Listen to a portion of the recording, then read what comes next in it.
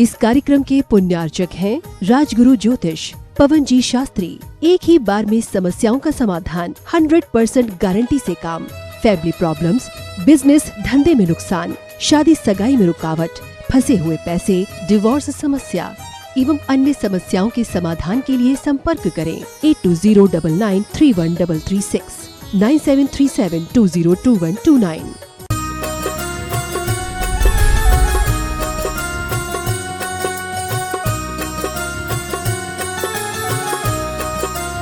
बोलिए विश्व वंदनीय देवादिदेव मूल नायक खजरट श्री चंदा प्रभु भगवान की जय जय जय।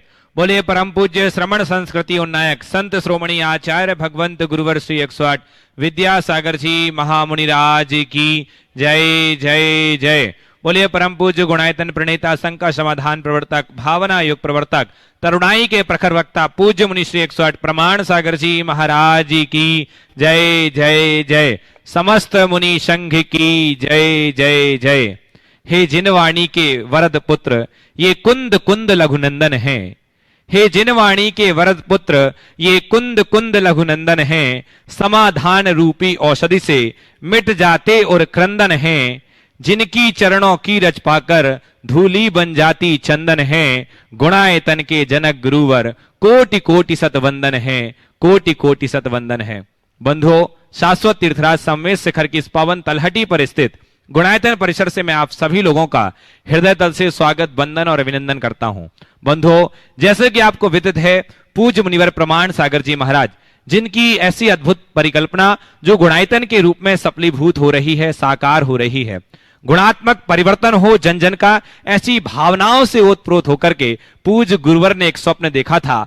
अब वो घड़ी दूर नहीं जब पूज्य गुरुदेव का स्वप्न साकार होगा। मैं निवेदन कर रहा हूं बंधुओं, जो लोग पारस चैनल, जिनवाणी चैनल और प्रत्यक्ष यहां बैठकर के इस कार्यक्रम को देख व सुन पा रहे हैं, यदि आज तक आप गुणायतन से नहीं जुड़े हैं तो बंधु आज ही अपना मानस बना लीजिए। आप अपने को, अपने परिवार को, अपने रिश्तेदारों को प्रेरित करिएगा और गुणायतन परिवार से जुड़ करके अपने और अपनी पीढ़ियों को धन्य कीजिएगा। बंधुओं, ये मौका बार बार नहीं मिलेगा। ऐसा गुणायतन एक प्रोजेक्ट नहीं, ये है एक मिशन, एक है गुणायतन गुणात्मक रूप से लोगों का विकास हो। तो बंधुओं, निवेदन है गुणायतन से जुड़िए। साथ ही जैसा कि आपको विदित है, पूज्य गुरुदेव के माध्यम से प्रतिदिन गुणायतन परिसर में दिव्य शांति धारा होती है। यदि आप चाहते हैं कि आपके वैवाहिक वर्षगांठ, जन्मदिवस या किसी विशेष अवसर पर आपके परिवार की ओर से शांति धारा यहां संपन्न हो, तो नीचे चल रहे नंबरों पर आप संपर्क करके अपने और अपने परिवारीजनों का नाम प्रेषित कर सकते हैं। साथ ही बंधु, जैसा कि विदित है, आगामी 26, 27 और 28 मई को पूज्य गुरुदेव के माध्यम से तन को स्वस्थ, मन को मस्त और चेतन को प्रशस्त करने वाला भावना योग विशेष शिविर यहां पर गुणायतन परिसर में संपन्न होगा। तो जो लोग आ रहे हैं और जो लोग अभी तक रजिस्ट्रेशन नहीं करा पाए हैं, तो वो भी करा सकते हैं, अपनी सूचना दे सकते हैं और यहां आकर के भावना योग औषधि, भावना योग रूपी औषधि का पान करके अपने जीवन को धन्य कर सकते हैं। आइए बंधुओं, चलते हैं बिना किसी विलंब के, अपने दोनों हाथों को जोड़ते हैं, पूज्य गुरुदेव का आशीष हम सबको प्राप्त हो। उसके उपरांत आज का शंका समाधान का सत्र प्रारंभ करेंगे। दोनों हाथों को जोड़िए, बोलिए हे गुरुवर नमोस्तु नमोस्तु नमोस्तु। साथ ही बंधुओं, जैसा कि विदित है, प्रतिदिन लोग गुणायतन से जुड़ रहे हैं, तो आज भी जिन्होंने आज गुणायतन से अपने आप को जोड़ा है, उनके पुण्य की अनुमोदना करते हैं। जिन्होंने निर्माण निधि के रूप में अपने आप को जोड़ा है, ऐसे श्रावक श्रेष्ठी पुणे से श्री सम्यक जी, सूरज जी दोषी, कुमारी निर्जरा, सचिन दोषी, समस्त परिवार को जोरदार जोरदार करतल ध्वनि से इनके पुण्य की अनुमोदना कीजिए। साथ ही दिल्ली से श्री चमन लाल जी जैन सपरिवार, इन्होंने 1 लाख रुपए की राशि गुणायतन में समर्पित की। एक बार जोरदार जोरदार करतल ध्वनि से अभिनंदन कीजिएगा। साथ ही जिन्होंने सेवायतन के लिए विशेष योगदान दिया है सेवा के क्षेत्र में, दिल्ली से श्री चमन लाल जी जैन परिवार सेवायतन में औषधि हेतु, इनके लिए भी एक बार जोरदार जोरदार करतल ध्वनि से अभिनंदन कीजिएगा। साथ ही जिन्होंने निर्माण दान में अपना सहयोग प्रदान किया है, निर्माण निधि के रूप में जुड़े हैं नोएडा से श्रीमती संतोष सोनी, समस्त परिवार एक बार जोरदार करतल ध्वनि से इनका स्वागत, वंदन, अभिनंदन करते हैं। आइए अब चलते हैं सीधे सीधे शंका समाधान के सत्र से जुड़ते हैं। सर्वप्रथम पहला प्रश्न गड़ाकोटा जिला सागर से प्रवीण सिंघई, उपाध्यक्ष दिगंबर जैन समाज गड़ाकोटा के पूज्य गुरुदेव के चरणों में नमोस्तु निवेदित करते हुए कह रहे हैं कि गुरुदेव, कहा जाता है कि उत्तरदायित्व से महान बल प्राप्त होता है। जहां कहीं भी उत्तरदायित्व होता है वहीं विकास होता है। तो हे गुरुवर, हमें जीवन के किसी भी क्षेत्र में उत्तरदायित्व लेने के पूर्व किन किन बातों पर विचार करना चाहिए एवं जीवन के विकास हेतु उत्तरदायित्व लेने का गुण कैसे विकसित करें, कृपया मार्गदर्शन करें। नमोस्तु गुरुदेव। पहला वाक्य रखा, उत्तरदायित्व से महान बल प्राप्त होता है। बल प्राप्त होता है। देखिए, उत्तरदायित्व की अपेक्षा थोड़ा इसे संशोधित करें तो ज़्यादा अच्छा है। दायित्व बोध से हमें शक्ति मिलती है, हमारी रुचि जगती है और हम कोई कार्य करने के लिए उत्साहित हो पाते हैं। तो किसी भी कार्य को करने के लिए जब हम प्रस्तुत हो तो हमें अपने दायित्व का बोध होना चाहिए। ये जो कार्य मैंने हाथ में लिया है, इस कार्य को पूरा करना मेरी जिम्मेदारी है, मेरा दायित्व है और मुझे अपना दायित्व अच्छे से निभाना है। जिसे इसका बोध होता है वो अपना कार्य बहुत उत्तम रीति से संपन्न करता है, और जिसे दायित्व बोध नहीं होता वो लापरवाह बन जाता है। मर्जी आया तो कर लिया, नहीं तो नहीं किया। लापरवाही में उपलब्धियां नहीं होती, जवाबदेही में उपलब्धियां होती। इसलिए हम कोई भी काम जिम्मेदारी से निभाएं, या तो स्वीकार न करें और स्वीकार करें तो पूरी जिम्मेदारी के साथ करें। अगला प्रश्न मीना चौधरी जोधपुर से अपना प्रश्न रख रही हैं। गुरुवर के चरणों में त्रिवार नमोस्तु। गुरुदेव, मेरी जिज्ञासा यह है कि बिना परखे किसी पर भरोसा करना नुकसानदायक हो सकता है। चीनी व नमक का रंग एक जैसा ही है पर स्वाद अलग अलग होता है। तो महाराज श्री, हमें मनुष्य को परखने में किन किन बातों का ख्याल रखना चाहिए, समाधान दीजिए। बिल्कुल यथार्थ बात है। बिना परखे किसी पर भरोसा करना नुकसानदायक हो सकता नहीं, होता ही। बिल्कुल चीनी की जगह अगर नमक का उपयोग कर लोगे या नमक की जगह चीनी का, तो सब गड़बड़ होगा। एक मनुष्य को अगर आप परखना चाहते हैं, उसके 4 आधार हो सकते हैं। सबसे पहली बात, उसकी सोच। उसकी सोच कैसी है, उसकी चिंतन धारा कैसी है।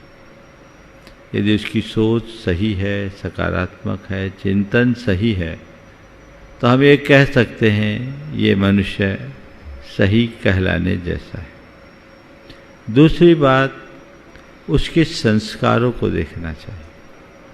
उसका संस्कार कैसा है, उनकी प्रवृत्ति, संस्कार से ही सब कुछ समझ में आता है। विवेकानंद जी जब धर्म के प्रचार के लिए निकल रहे थे, उन्होंने अपनी माँ से इसके लिए आशीर्वाद चाहा। माँ ने आशीर्वाद देने के क्रम में उसे कहा, वो चाकू रखिए, मुझे दे। तो विवेकानंद जी ने जब चाकू माँ की तरफ बढ़ाया तो चाकू का बेंट माँ की ओर था और धार वाला हिस्सा उनके हाथ में।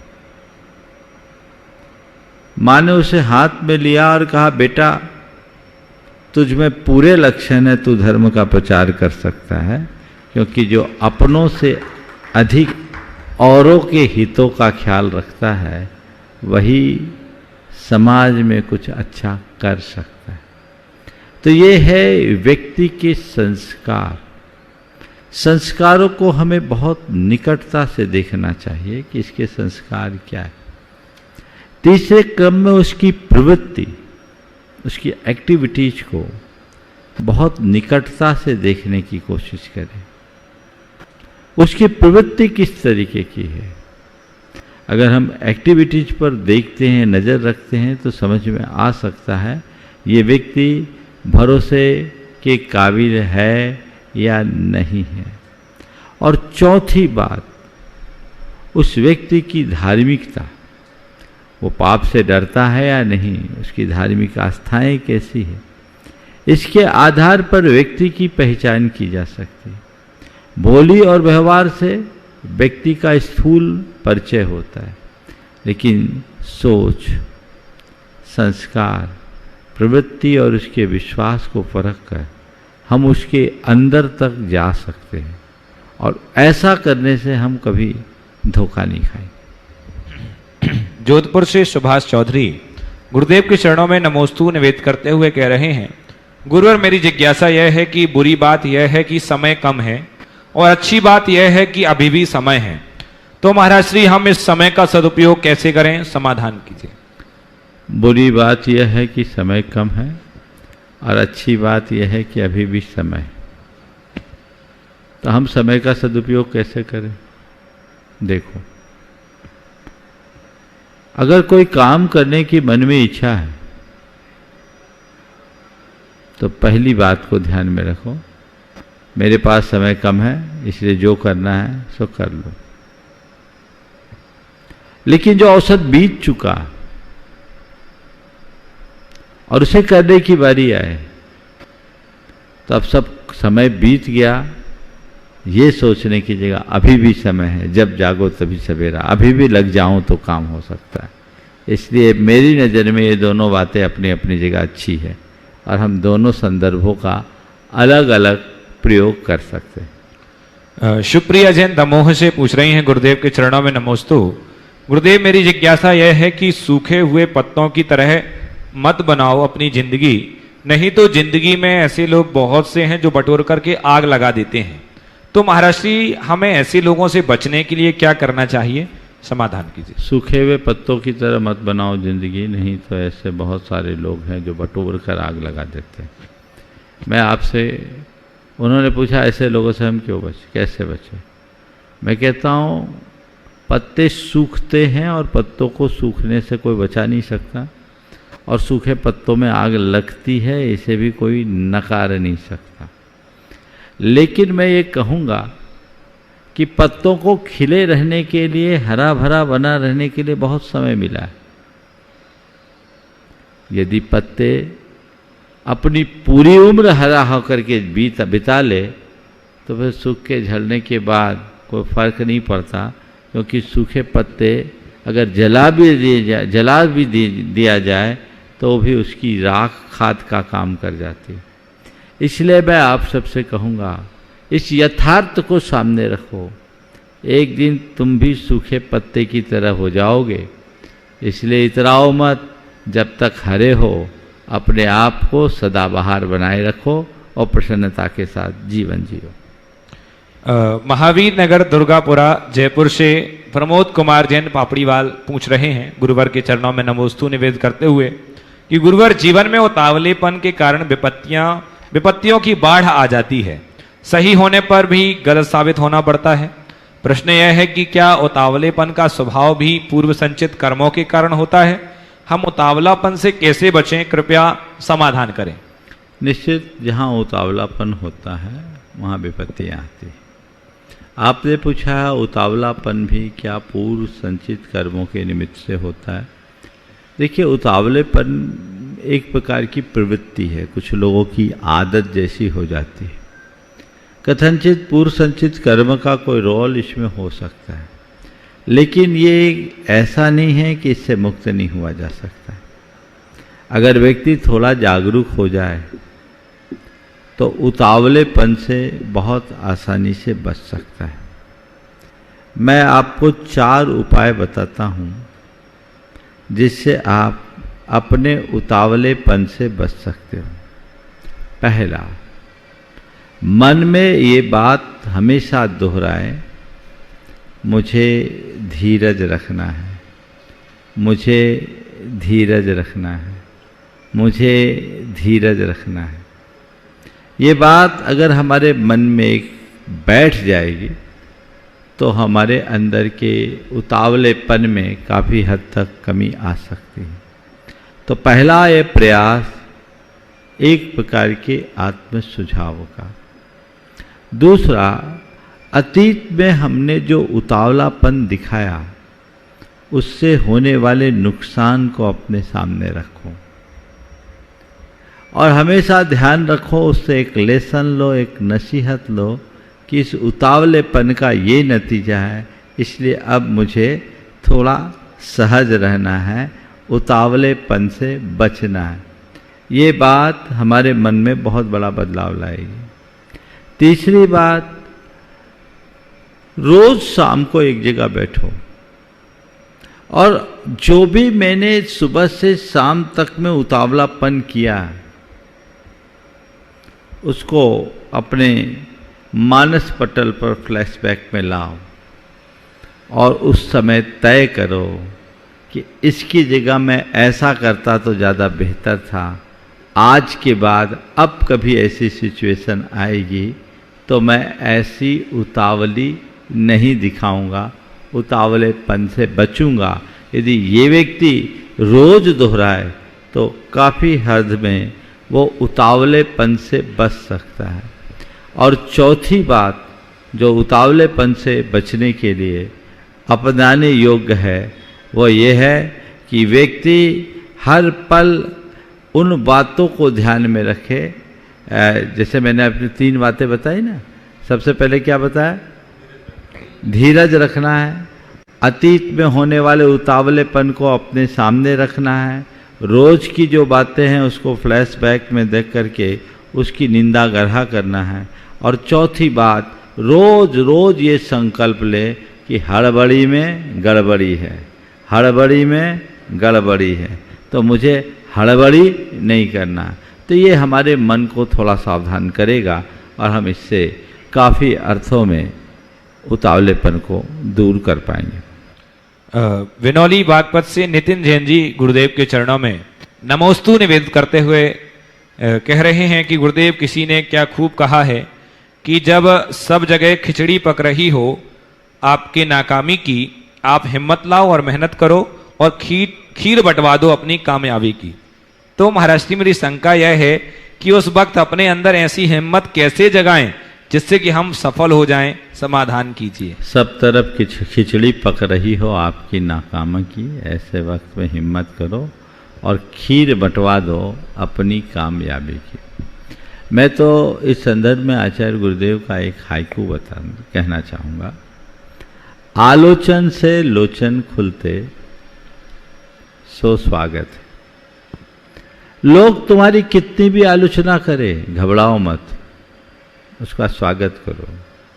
लोग तुम्हारी नाकामी की खिचड़ी पकाने दो, तुम अपनी नाकामी को देखकर घबराओ मत, अपितु अपनी नाकामियों से नसीहत लो और दुगने उत्साह के साथ अपने काम में लग जाओ, तो एक दिन तुम्हारी कामयाबी की खीर भी बटेगी। दुनिया में बहुत सारे ऐसे लोग हैं जो कभी नाकाम हुए, लेकिन अपने लगन, निष्ठा और समर्पण के बल पर वे कामयाबी के शिखर पर पहुँचे। तो हम नाकाम हुए हैं, ये हो सकता है, लेकिन नाकाम होना, नाकामी होना मेरे जीवन का अंतिम परिणाम नहीं है। आज नाकाम है, कल कामयाब भी होंगे। ये आशा और विश्वास मन में बना रहना चाहिए, वही उपलब्धियों के शिखर पर पहुंचाएगा। बहराइच से देवांश मित्तल गुरुवर के चरणों में नमोस्तु निवेदित करते हुए कह रहे हैं कि मैं भगवान कृष्ण को मानता हूं और माला जब भी करता हूं, मेरे स्कूल में श्री श्री नीलकंठ विद्यापीठ स्कूल जो कि गुरुकुल है, वहां पर जब भी जाप केवल तुलसी माला से करवाते हैं, परंतु मैंने देखा है कि जैन लोग धातु की माला से भी जाप करते हैं। ऐसा क्यों होता है? कृपया शंका का समाधान करें। भाई, जाप करो, न तुलसी देखो न धातु देखो। जाप में तो हम अपने इष्ट का नाम स्मरण करें। हमारे पास तो कोई माला नहीं है तो भी जाप किया जा सकता है। कई तरह के जाप शास्त्रों में बताए हैं, सूत के, काष्ठ की, मणि की या स्वर्ण की। ये उत्तम जाप है। रत्न, मणि, सूत, काष्ठ। तो तुलसी की जाप की परंपरा वैष्णव परंपरा में ज़्यादा है। जैन परंपरा में उसकी जगह काष्ठ में चंदन की माला का प्रयोग ज़्यादा करते हैं। कोई भी माला फेरो, माला महत्वपूर्ण नहीं है, जिसकी माला फेर रहे हो वो महत्वपूर्ण है और जिसके लिए माला फेर रहे हो वो महत्वपूर्ण। नितिन जैन विनौली से हो गया इधर आइए। और गोपालगंज सागर से जबलपुर से सौम्या जैन पूछ रही हैं, गुरुवर के चरणों में नमोस्तु। गुरुदेव महाराज जी, किसी ने सच कहा है कि जैसे घासों से ढका हुआ गड्ढा मनुष्य को उस पर पैर रखते ही नीचे गिरा देता है, वैसे ही अन्याय से अर्जित धन भी मनुष्य का तुरंत ही अधोपतन कर देता है। तो महाराज जी, मेरी शंका यह है कि फिर लोग धन कमाने की चाहत में सब कुछ क्यों भूल जाते हैं? कृपया समाधान करें। देखिए, जैसे जब व्यक्ति किसी प्रलोभन में फंसा होता है तो सामने का गड्ढा उसे दिखता नहीं, घास फूस से दबा हुआ है, और जब गड्ढे में गिर जाता है तब पता लगता है कि मैं जिस रास्ते से गुजरा वहाँ एक छलावा था, भुलावा। ये लोगों का सदियों का अनुभव है, लेकिन मनुष्य की एक दुर्बलता है कि पूरे जीवन वो अपने अनुभव को झुटलाने का प्रयास करता है। कदाचित हम अपने अनुभव का सच्चा पाठ पढ़े तो व्यक्ति ऐसा नहीं कर सकता। जो व्यक्ति जानता है कि अन्याय तो अन्याय है और उसका अंत बुरा होता है, वो कभी ऐसे पथ पर नहीं चलता। लेकिन जिनके हृदय में धन कमाने की प्रबल लालसा होती है, उसके लिए नीति अनीति, न्याय अन्याय कुछ नहीं दिखता, पैसा ही उसका भगवान बन जाता है। और जब वो उसके परिणाम को भोगता है तब उसे समझ में आता है मैं कहाँ चूक कर गया। ये अब चलते हैं, प्रत्यक्ष जो उपस्थित हैं उनके प्रश्नों को लेते हैं। संजय सेठी रामगढ़ से अपना प्रश्न रखेंगे और उसके बाद तैयार रहेंगी आरती जैन, मंदसौर, मध्य प्रदेश। परम पूज्य गुरुदेव के चरणों में सादर नमोस्तु नमोस्तु नमोस्तु। चुल्लक वृंदों के चरणों में सादर इच्छामी इच्छामी इच्छामी। गुरुदेव, जिस प्रकार हम अपनी जीवन यात्रा के बीच में जैसे कोई छोटी यात्रा संपन्न करते हैं, जैसे कि 1000 किलोमीटर या 500 किलोमीटर की राइड पर जा रहे हैं ड्राइवर के साथ या खुद, तो उस यात्रा के लिए हम पूरी तैयारी करते हैं। कब निकलना है, कैसे जाना है, कौन सा रास्ता सुरक्षित है, तो हम बहुत सी चीज़ों का, वर्जनाओं का ख्याल रखते हैं, अपनी गति पर नियंत्रण रखते हैं, अपनी दिशा को तय करते हैं।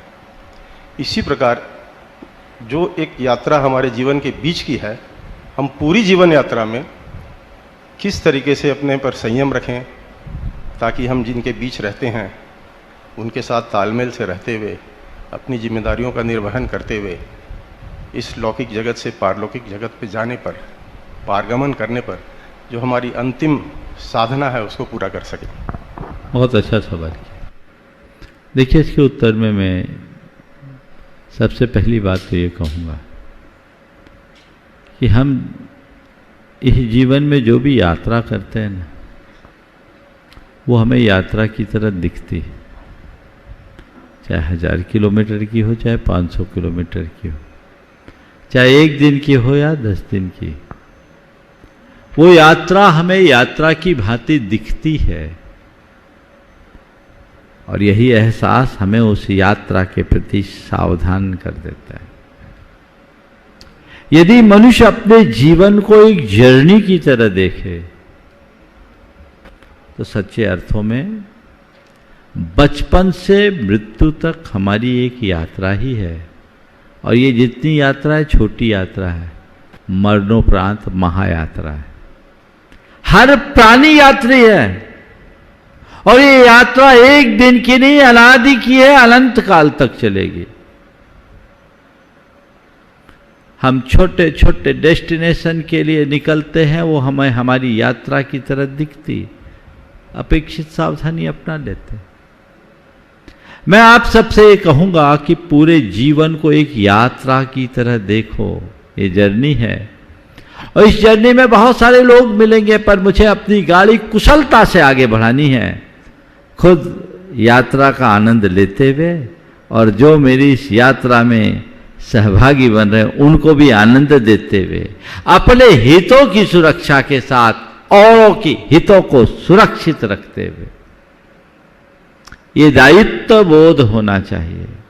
जब ऐसा भाव बोध जागता है तो हमारी यात्रा बहुत अच्छी हो जाती है। और इसी प्रकार हम ये मान करके चले कि जैसे ये यात्रा हमारी लौकिक यात्रा कभी भी आती, बिना तैयारी के जाने से तकलीफें होती, तो हमें इंतजाम करके चलना पड़ता है। तो जीवन की महायात्रा को भी अपनी यात्रा मानो और उसकी तैयारी अभी करो। यात्रा शुरू होने के बाद हमारे पास कोई गुंजाइश नहीं है, निकलने से पहले अपने आप को तैयार कर लो। समझ गए? और एक बात बोलूं, अपनी यात्रा को अच्छी बनाने के लिए आप लोग क्या करते हैं? क्या करते हैं? ट्रकों से सामान लेके जाते हैं, हाँ? कम से कम वजन के साथ चलना चाहेंगे, है ना? ट्रक में बहुत सामान होता है, कार में उतना बस में उतना सामान नहीं, और कार में जाओ तो उससे और कम सामान, है ना? और फ्लाइट में जाओ तो, समझ गए? तो झमेला कम करो, लगेज घटाओ, ताकि आपकी यात्रा अच्छी से अच्छी हो सके। ठीक है? आरती जैन मंदसौर से, और उसके बाद तैयार रहेंगे विजय कुमार जैन एडवोकेट जोधपुर। नमोस्तु गुरुदेव, मेरा नाम आरती जैन है, हम सभी मंदसौर से आए हैं और मेरा आपसे जो प्रश्न है वो आने वाली पीढ़ी को लेकर है।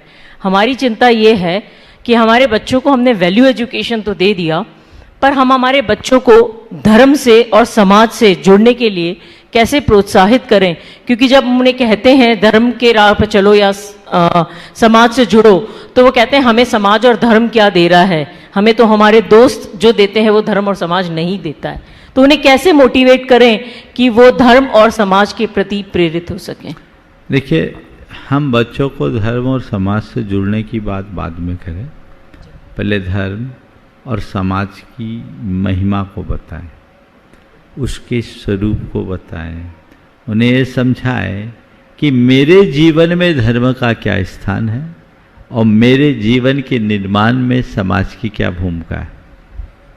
जब ये दो बातें हम बच्चों को समझाने में सफल हो जाएंगे तो मुझे नहीं लगता है कि बच्चों को कुछ बताना होगा। हम लोग धर्म की बातें थोपते हैं, समझाते नहीं। धर्म थोपने की चीज नहीं है, धर्म तो अंदर के जागरण का परिणाम है। तो बच्चों को प्रारंभ से कहे कि जीवन को सहज, शांत और संतुलित तरीके से जीना चाहते हो तो धर्म समझो और धर्म को जियो। एक परिवार मेरे पास आया था, उनका बच्चा बाहर से पढ़कर आया है। परिवार के लोगों ने मुझसे कहा, महाराज इससे कहिए कुछ धर्म करे। मैं उसकी तरफ देखा तो उसने कहा, महाराज मेरा धर्म में कोई इंटरेस्ट नहीं है। मैंने कहा कोई बात नहीं, मैं तुझसे कहता भी नहीं, पर मैंने उससे एक सवाल किया, ये बताओ अपने पर, अपने इमोशन पर कंट्रोल करना चाहते हो? बोले चाहते हैं। बैड हैबिट से बचना चाहते हो? बोले चाहता हूँ। बोले यही तो धर्म है, यही तो धर्म है। मैंने पूछा अपने इमोशंस पर कंट्रोल करना चाहते हो? बोले चाहता हूँ। बैड हैबिट से बचना चाहते हो? बोले बचना चाहता हूँ। बोले यही तो धर्म है। बोले महाराज धर्म का ऐसा भी कोई रूप है? अगर धर्म का ऐसा रूप है तब तो मुझे इंटरेस्ट है। बोले क्या है? धर्म तुम्हें संयम का पाठ पढ़ाता है, सेल्फ कंट्रोल, वही तो इमोशन को कंट्रोल करेगा। सेल्फ कंट्रोल से ही हम बैड हैबिट से बच सकेंगे। अहिंसा, संयम तभी तो धर्म का मूल है, इसे समझो। हम लोग बच्चों को धर्म की बात सिखाते समय केवल रिचुअल्स की बात करते। मंदिर चले जाओ, माला फेर लो, ढोक दे दो, महाराज के दर्शन करने चले जाओ, ज़्यादा है तो चलो प्रवचन सुन लो, स्वाध्याय कर लो। नहीं, ये बाहरी रूप है। उनको ये समझाइए कि जीवन पर अनुशासन लाना कितना जरूरी है, और वह हमें धर्म सिखाता है। हम रिचुअल से स्पिरिचुअल की ओर बढ़े, समझ गए? तो बच्चों को कहना नहीं पड़ेगा। अभी धर्म से भागते, बाद में धर्म के लिए भागेंगे। उनकी आत्मा को तो जगाइए, उन्हें खुद समझाइए पर वैसा आदर्श हमें भी प्रस्तुत करना होगा। कई बच्चे तो कहते हैं महाराज जी आप लोग धर्म कहते हो। एक ऐसा भी बच्चा आया, जब उससे धर्म करने की बात कही तो बोले महाराज जी अगर धर्म का स्वरूप वही है जो मेरे मम्मी पापा करते हैं तो मुझे ऐसे धर्म से एलर्जी है। शब्द सुनना, यदि धर्म का वही स्वरूप है जो मेरे मम्मी पापा करते हैं तो मुझे ऐसे धर्म से एलर्जी है। मैंने पूछा भैया आखिर हो सकता है तुम्हारा कोई अनुभव, पर हुआ क्या है तो बताओ। बोले महाराज जी सुबह 5 बजे मम्मी पापा दोनों मंदिर के लिए निकलते हैं कार में एक साथ, और रोज 9 बजे के पहले लौटते नहीं हैं, पर झगड़ते हुए जाते और झगड़ते हुए आते। तो आपने कौन सा धर्म का आदर्श उपस्थित किया? हालांकि उस बच्चे को मैंने बाद में दूसरे तरीके से समझाया, उसको बात समझ में आया। तो हम कौन सा आदर्श उपस्थित कर रहे हैं? हम बच्चों को तो ये कहते हैं बच्चे धर्म से दूर भागते हैं। आपने बच्चों को धर्म परोसा कहाँ? अगर आप सच्चा धर्म परोसोगे तो बच्चे हृदय से आत्मसात करेंगे। तो उसके लिए हमें खुद में धर्म को उतारना होगा, अपने आप को जगाना होगा। दूसरी बात समाज। बच्चों से ये कहो कि हमारे जीवन के निर्माण में समाज की बड़ी भूमिका है। ये सामाजिक संस्कारों का ही प्रभाव है कि तुम आज लुच्चे लफंगे नहीं बने, आवारा अपराधी बदमाश नहीं बने, तुम एक सब इंसान के रूप में पल बढ़े आगे बढ़े हो। तो इसमें तुम्हारे समाज की तुम्हारे लिए बहुत बड़ी भूमिका है। आज अगर समाज नहीं होती तो तुम जो आज हो आज नहीं होते। इसलिए मत कहो कि मुझे समाज से क्या लेना देना। अंत तक समाज ही काम में आएगा। जब यहां से जाओगे तो 4 आदमी पहुंचाने के लिए भी समाज के ही होंगे। तो हमारे ऊपर समाज का बड़ा उपकार है। जीवन के निर्माण में समाज का जो योगदान है, यदि उसका हम एहसास कराएं तो बच्चों को कहना नहीं पड़ेगा कि हमारे लिए समाज के प्रति क्या कर्तव्य है। और दूसरी बात एक और कहूँगा, माँ बाप को चाहिए कि बच्चों को हमेशा अपने साथ लेकर आए। बचपन से बड़े होने पर भी धार्मिक और सामाजिक कार्यक्रमों में उनकी सहभागिता हो, ताकि बच्चों को इस बात का भी एहसास हो कि मेरा या मेरे परिवार का समाज में क्या स्थान है। अब आप बच्चों को आप लोग फ्री कर देते हैं तो फिर बच्चे आएंगे कैसे? वो जगाना पड़ेगा। इसलिए समय समय पर बच्चों को भी लाते रहना चाहिए, और उनकी लगन लग जाए तो फिर बच्चे आपको लाने लगेंगे। नमस्ते विजय कुमार जी एडवोकेट जोधपुर से, और उसके बाद तैयार रहेंगी सिंपल सेठी मंदसौर मध्य प्रदेश।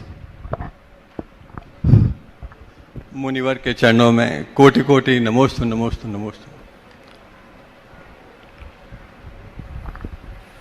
ऐसा क्या करें, ऐसा क्या जतन करें कि वेद विज्ञान का ज्ञान हर मनुष्य को हो।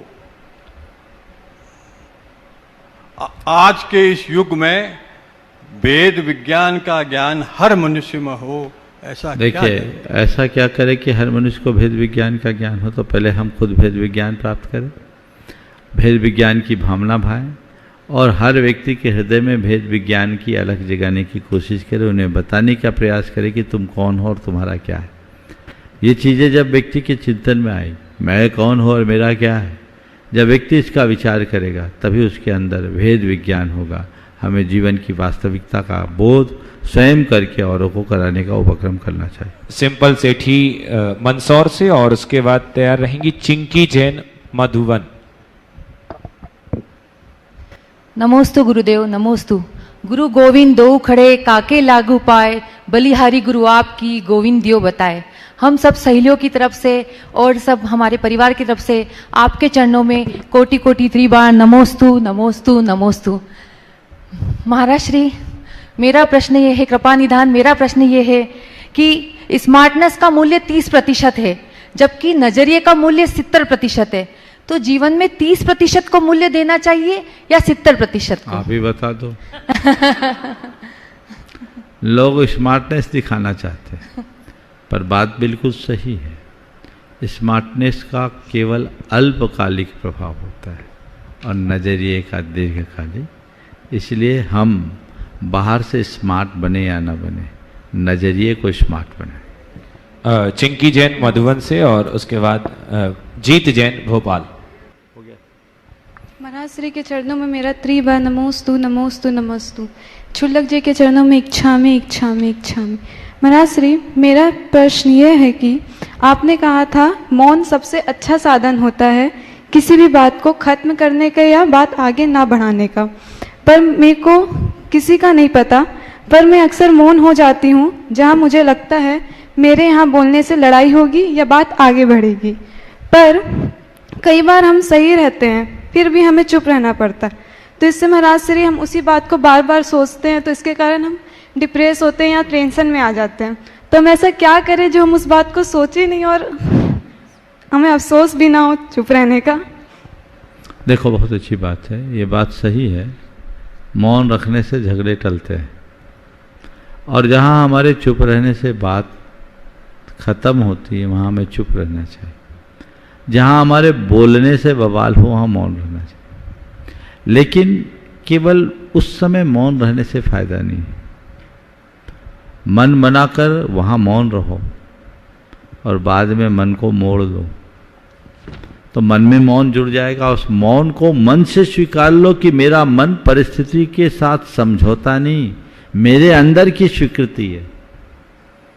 जब तुम अपने मन को परिस्थिति के साथ किए गए समझौते की तरह देखोगे तो मुंह मौन रहेगा, मन मुखर रहेगा, अंदर द्वंद्व उत्पन्न करेगा। लेकिन जब तुम इस बात को स्वीकार कर लोगे कि नहीं, इससे अच्छा मेरे पास और कोई दूसरा साधन था ही नहीं, ये बहुत अच्छा ऑप्शन है, मन को मोड़ दो, उसको सहज स्वीकृति बना लो, ये समझौता नहीं, यही रास्ता है, तो फिर वो मौन तुम्हें विचलित नहीं करेगा। समझ गए? कई बार लोग बोलते हैं खून का घूंट पी के रह गए। अरे अब जब खून का घूंट पिए लिए तो रहो क्यों? ये मानो कि जो विष पीता वो शंकर बनता। बोलो, है ना ये कहावत? तो जो विष पीता है वो शंकर बनता है। जब पीना मेरी परिणति थी ही तो स्वीकार ले। सदैव एक बात ध्यान रखना, कोई भी काम मजबूरी में मत करो। करना तुम्हारी मजबूरी भी हो तो उसे अंदर से मंजूरी दो। समझ गए? मजबूरी में करना पड़ा नहीं, उस मजबूरी को भी मैंने मंजूरी दे दी, ये सोच अंदर आ जाएगी तो फिर कहीं नहीं डगमगाओगे, और अंदर से स्वीकारता नहीं होगी तो बड़ा गड़बड़ हो। ठीक है, चलिए। जीत जैन भोपाल से, और उसके बाद हम चलेंगे पूज्य छुल्लक श्री शुभक सागर जी महाराज के चरणों में, निवेदन करेंगे अपना प्रश्न रखें। गुरुदेव के चरणों में मेरा और मेरे परिवार का बारंबार नमोस्तु नमोस्तु नमोस्तु। सभी छुल्लक जी महाराज जी को इच्छामि इच्छामि इच्छामि। महाराज जी, मैंने कल रात को 4 प्रकार के आहारों का सोते समय त्याग कर दिया था, और सुबह उठते साथ मैंने पानी और दवाई ले लिया था। तो महाराज जी, 4 प्रकार के आहारों में क्या क्या आता है, और हम जितनी एज के लोगों बच्चों को कौन से नियम लेने चाहिए? देखो, 4 प्रकार के आहार में अन्न, पेय, खाद्य और स्वाद। जो दाल भात रोटी सब्जी होती है उसको बोलते हैं अन्न। पीने योग्य जो पदार्थ होता है उसको बोलते हैं पेय। स्वाद जितने भी चाटने योग्य रबड़ी चटनी आदि होते हैं उसको बोलते हैं स्वाद। और खाद्य बोलते हैं जितने भी पकवान होते हैं। ये 4 प्रकार के आहार का त्याग होना चाहिए। तुमने पूछा हम बच्चों को कौन से नियम लेने चाहिए? कायदे से तो बच्चों को रात्रि भोजन से दूर रहना चाहिए और सप्त व्यसन से दूर रहना चाहिए। ये एकदम प्रारंभिक नियम है। इसके बाद भूमिका अनुसार जितने नियम ले सके लेने का प्रयास करना चाहिए। नमोस्तु महाराज। पूज्य छुल्लक श्री शुभक सागर जी महाराज, और उसके बाद हम चलेंगे पूज्य छुल्लक श्री आदर सागर जी महाराज के श्री चरणों में। परमोपकारी मुनिवर के चरणों में बारंबार नमोस्तु नमोस्तु नमोस्तु। महाराज जी हमारा प्रश्न है कि मुनिराज एक समय आहार लेके अपने पेट की भूख को शांत करते और मन की भूख यानी इच्छाओं का निरोध करके तप करके निर्जरा का साधन करते हैं, और दूसरी तरफ लोग देखे जाए तो उनका बार बार ग्रहण करके भी उनके पेट की भूख भी नहीं जाती और मन की भूख तो दूर ही रहे। तो इसके लिए महाराज जी क्या करना चाहिए कि दोनों की भूख पर अपन नियंत्रण कर सकें? देखिए, बात बिल्कुल सही है।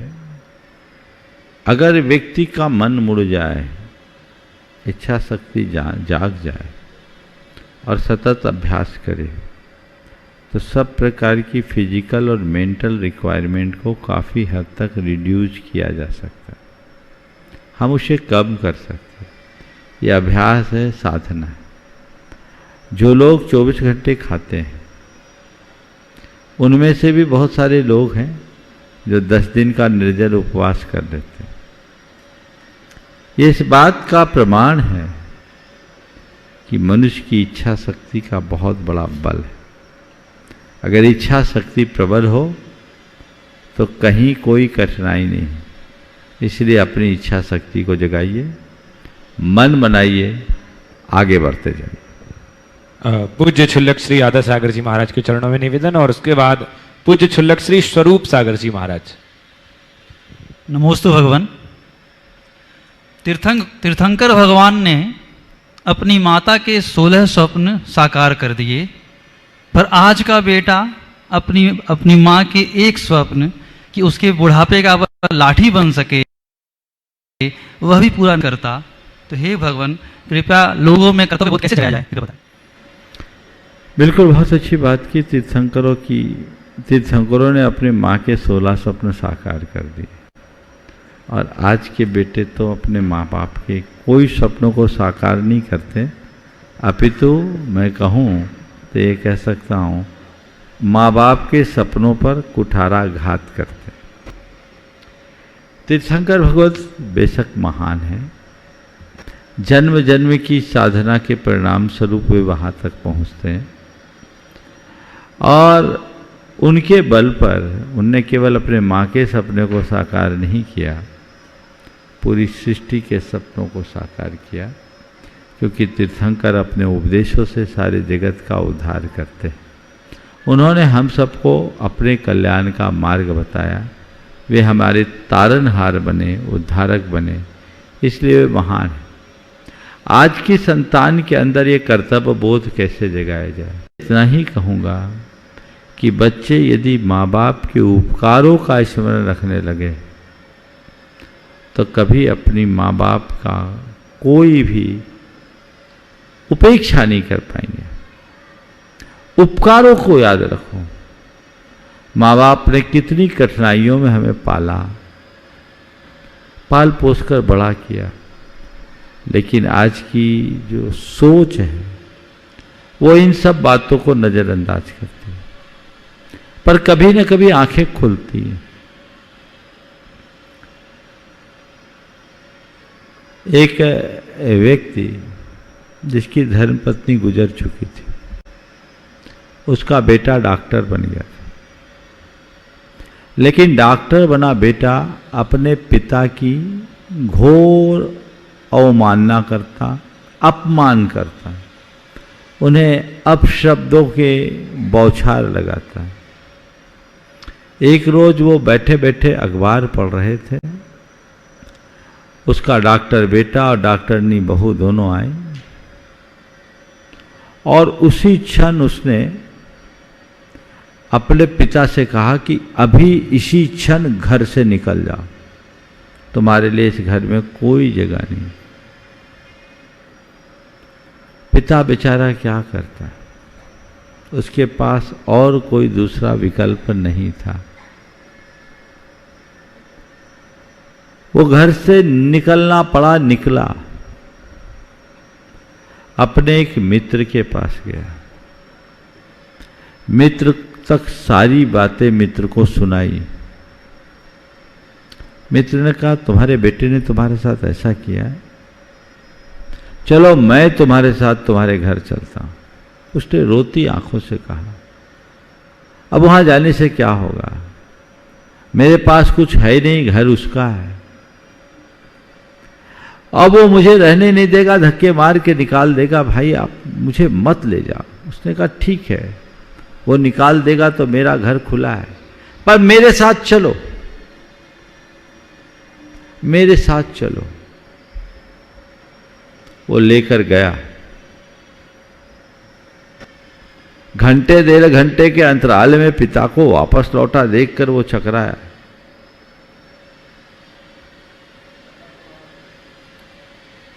और बड़े बेरुखी से कहा फिर आ गए।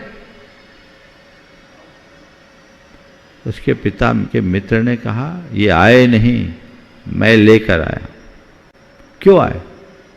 तुमसे बात करने। क्यों आए? तुमसे बात करने।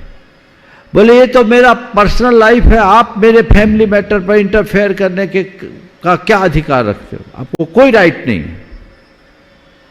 उसने कहा बेटा ठीक कहते हो, कोई राइट नहीं है, पर मैं तुमसे केवल एक चीज दिखाने के लिए आया। उसने अपना ब्रीफकेस खोला। ब्रीफकेस खोल करके एक लिफाफा उसकी तरफ बढ़ाया। बोले कई बताइए क्या डॉक्यूमेंट्स हैं? बोले खोल के देख बेटा। देखा तो जो डॉक्यूमेंट था वो उसके पिता के एक किडनी बेचने का डॉक्यूमेंट था। वो हैरान रह गया। बोले ये क्या? बोले देख रहा है तू, तेरे पापा ने अपनी एक किडनी बेची थी। मेरे पापा एक ही किडनी में रह रहे थे? बोले हाँ एक ही किडनी में बेची। एक किडनी बेची, किस लिए बेची? इसलिए कि तू डॉक्टर बन सके, इसलिए कि तू डॉक्टर बन सके। तेरे को डॉक्टर बनाने के लिए तेरे पापा ने एक किडनी बेची थी। आज तू डॉक्टर बन पाया। उस समय मैंने इनसे बहुत कहा था ऐसा मत करो, पर इनने कहा मेरी तो जिंदगी कट गई, अगर मेरा बेटा डॉक्टर बन जाता तो क्या है, बचूंगा तो ठीक है। तो इसी दिन के लिए बचे थे क्या? जब ये देखा तो भौचक्क रह गया। उसकी आंखों से आंसू की धार। तत्क्षण चरणों में गिर पड़ा। पिताजी माफ करना, मैंने कभी सोचा ही नहीं कि माँ बाप का क्या स्थान होता है। पिता तो पिता होते हैं। मुझसे बहुत बड़ा अपराध हो गया, आप मुझे माफ करिए और आप घर में रहिए। बंधुओं, हर माँ बाप का प्रत्यक्ष अप्रत्यक्ष रूप से बहुत उपकार है जिसे कभी भुलाया नहीं जा सकता। यदि उसका स्मरण रखोगे तो कभी उनकी अवमानना नहीं कर पाओगे, कभी उनका तिरस्कार नहीं कर पाओगे, कभी उनकी उपेक्षा नहीं होगी। हमेशा उनका आदर सत्कार और बहुमान बना रहेगा, जो हमें बनाना चाहिए। पूज्य छुल्लक श्री स्वरूप सागर जी महाराज के चरणों में निवेदन कि अपना प्रश्न रखें। उसके बाद पूज्य छुल्लक श्री चिद्रूप सागर जी महाराज। महाराज श्री के चरणों में बारंबार नमोस्तु। महाराज श्री आचार्य श्री का एक सूत्र है, संघर्षमय जीवन का उपसंहार हर्षमय होता है। तो महाराज श्री ऐसा कैसे, मतलब जीवन भर के संघर्ष का अंत के हर्ष से क्या संबंध, और महाराज इससे हम संघर्ष करने की प्रेरणा कैसे लें? देखिए, सबसे पहली बात तो हम मनुष्य, हमारा जीवन ही संघर्ष से हुआ। माँ के पेट से हम यूं ही नहीं निकले, बहुत संघर्ष करना पड़ा। तो बिना संघर्ष के हम अपने जीवन की यात्रा को आगे नहीं बढ़ा सकते। अपने जीवन की यात्रा को आगे बढ़ाने के लिए संघर्ष करना पड़ता है। एक बीज है, धरती के गर्भ में समाता है, तो उस बीज को बाहर प्रकट होने के लिए अंकुरित होते समय बड़ा संघर्ष करना पड़ता है। पूरी मिट्टी को छेद करके आगे बढ़ना होता है और खुद को मिटाना पड़ता है। बीज मिटता है, अंकुर फूटता है, उससे पौधा जन्मता है, लेकिन बीज मिटने के बाद ही वृक्ष का रूप ले पाता है। तो जो संघर्ष करता है वही अपना उत्कर्ष कर पाता है। बिना संघर्ष के उत्कर्ष नहीं। इसलिए गुरुदेव का ये वाक्य बहुत ही प्रेरक है कि संघर्षमय जीवन का उपसंहार हर्ष में होता है। तुम संघर्ष को मत देखो, हर संघर्ष में छिपे उत्कर्ष की कहानी को देखो। यदि संघर्ष में छिपे हुए उत्कर्ष को देखोगे तो तुम्हारे लिए संघर्ष संघर्ष नहीं लगेगा, उसमें भी हर्ष होगा, क्योंकि तुम उसे सहर्ष स्वीकार लोगे। उत्कर्ष देखो, उत्कर्ष हमेशा अच्छी प्रेरणा देता है, वो संघर्ष कभी नहीं। तो बिना किसी भी क्षेत्र में हम जाएंगे, थोड़ी बहुत कठिनाइयाँ तो हमारे सामने है ही, जब हम उनका सामना करते हैं तभी हमारा रास्ता खुल पाता है। पूज्य छुल्लक श्री चिद्रूप सागर जी महाराज, और उसके बाद हम चलेंगे पूज्य छुल्लक श्री क्षमाद्र सागर जी महाराज के चरणों में। पूज्य मुनिषी के चरणों में बारंबार नमोस्तु। महाराज जी, 84 लाख योनियों में मनुष्य भाव की दुर्लभता सभी धर्मों में स्वीकार की गई है, लेकिन आज कई बार देखने में आता है लोग जैसे व्यापार में असफल होने में, या कोई छात्र परीक्षा में असफल होने में, या किसी से धोखा खाने में, लोग सबसे सरल उपाय समझते हैं कि हम अपने प्राणों घात कर लेंगे तो इन सब से मुक्ति पा लेंगे। पर क्या हम इस मनुष्य भाव की दुर्लभता से भी कोई बड़ी चीज कोई दुर्लभ है, और क्या इस हम प्राणों का घात करके इन सब दुखों से मुक्ति पा सकते हैं क्या? देखिए, जो जीवन और जीवन के मर्म को समझता है वह अपने जीवन में कभी इस तरह के कृत्य करने की सोच भी नहीं पाता। वे लोग महान अज्ञानी हैं जो आत्महत्या को अपनी समस्या का समाधान सोचते हैं। अरे आत्महत्या करके तुम अपने शरीर को समाप्त कर सकते हो, सबको समाप्त नहीं कर सकते। एक लड़का नदी में छलांग लगाना चाह रहा था, क्यों? बोले मेरिट में 1 नंबर से पीछे रह गया। मेरिट में 1 नंबर से पीछे रह गया, इसलिए वो नदी में छलांग लगा रहा था। तभी कोई मिल गया, पूछा भैया क्यों? बोला मैं मेरिट में 1 नंबर से पीछे रह गया। तो बोले क्या फिर से नर्सरी में जाने की योजना है? अरे मर जाएगा तो फिर से नर्सरी में आना पड़ेगा। तेरे कर्म तो अभी कटे नहीं, कर्म तो भुगतने ही पड़ेंगे। और तुम जिन बातों से विचलित होकर के अपनी आत्महत्या कर रहे हो, वो समस्याएं तो जो कि तो रहेगी। अभी तो तेरी अकेले की समस्या थी, तेरे पीछे तेरा पूरा परिवार समस्याग्रस्त होगा। इसलिए जीवन में चाहे किसी भी समस्या क्यों ना आए, मरने की बात तो कभी सोचो ही नहीं। ये जीवन मरने के लिए नहीं, लड़ने के लिए है, जूझने के लिए है। जुझारू बन करके आगे बढ़ो, उसका समाधान ढूंढो। आज नहीं कल होगा, रास्ता खुलेगा। संघर्ष करो। कोई भी समस्याएं हैं ये सोचो, रात के बाद प्रभात होगा। रात लंबी हो सकती है, शाश्वत नहीं। आज नहीं कल होगा। जो मेरी समस्या है उसका सॉल्यूशन हम निकाल लेंगे, लेकिन आत्महत्या करना तो अपना मुंह छिपाने जैसा है। ऐसा मुंह छिपा करके हम क्या पाएंगे? कुछ नहीं कर पाएंगे। इसलिए इससे बचना चाहिए। और जैन शास्त्रों के अनुसार आत्मघात में उतना ही पाप है जितना कि किसी मनुष्य के द्वारा किसी जीते जागते मनुष्य की हत्या करने में होती है। प्राणों का विघात तो विघात है, चाहे स्वयं का हो या औरों का। आप किसी ने अगर ऐसा किया है, किया क्या, यदि करने की सोचा भी है तो महान पाप का भागीदार है। इसलिए ऐसे कृत्यों से हमेशा बच करके चलना चाहिए। उसके लिए कभी सोचना भी नहीं चाहिए, ऐसी मन में सोच भी नहीं आने देनी चाहिए। यदि ऐसा हम करते हैं तो हमारे जीवन के लिए महान अनर्थकारी बनता है और वो हमारे जीवन के मार्ग को अवरुद्ध करता है। लोग जीवन की वास्तविकता को समझे और जीवन को आगे बढ़ाएं।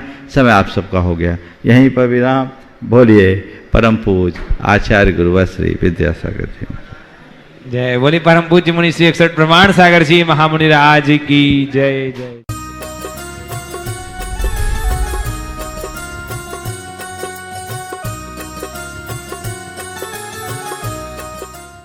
इस कार्यक्रम के पुण्यार्जक थे राजगुरु ज्योतिष पवन जी शास्त्री। एक ही बार में समस्याओं का समाधान, 100% गारंटी से काम। फैमिली प्रॉब्लम्स, बिजनेस धंधे में नुकसान, शादी सगाई में रुकावट, फंसे हुए पैसे, डिवोर्स समस्या एवं अन्य समस्याओं के समाधान के लिए संपर्क करें 8209931336 9737202129।